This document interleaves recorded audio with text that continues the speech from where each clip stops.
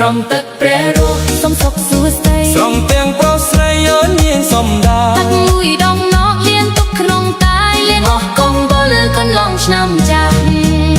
ស្រង់ទឹកព្រះរស់ស្រង់សុំបូជ័យស្រង់ទឹកឆ្នាំថ្មីឲ្យបានសុខសាន្តស្រង់ឲ្យទុកអីរលាយបាត់ពេលនៅសល់តែសុខក្នុងចិត្តគ្រប់គ្នាស្រង់ទឹកលោកទូស្រង់ទឹកអ្នកម៉ែសុំខមាតោកំហុសកូនឡយទឹកមួយផ្ទើតូច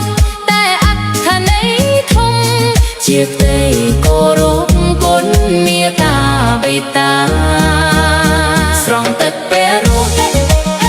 ស្រង់សុំបូជ័យស្រង់ទឹកឆ្នាំថ្មី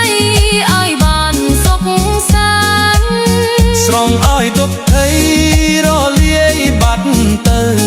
នៅសល់តែសុខក្នុងចិត្តគ្រប់គ្នាស្រង់ទឹកស្រង់ពរស្រង់ចិត្តស្រង់ជ័យស្រង់ឆ្នាំស្រង់ថ្ងៃ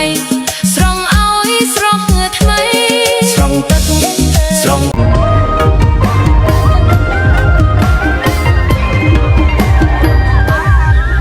សូសៃអ្នកចោផុតចុងព្រៃចាំងជះរស្មីលើដីខេមរាគ្រប់ភូមិជួបជុំគ្រួសារខេមរាគ្រប់ភូមិជួបជុំគ្រួសារឬទាំងរដ្ឋាអីអ្នកសប្បាយជោគជុំបនភូមិឯអ្នកយើងមកវិញហើយអោបងប្អូនណាអញ្ជើញឡើងរំឡើងមកគ្រប់គ្នាទូសំឡើងមកគ្រប់គ្នាទូសំក្លាហានបានហំណែរំមុខជុំជាតិ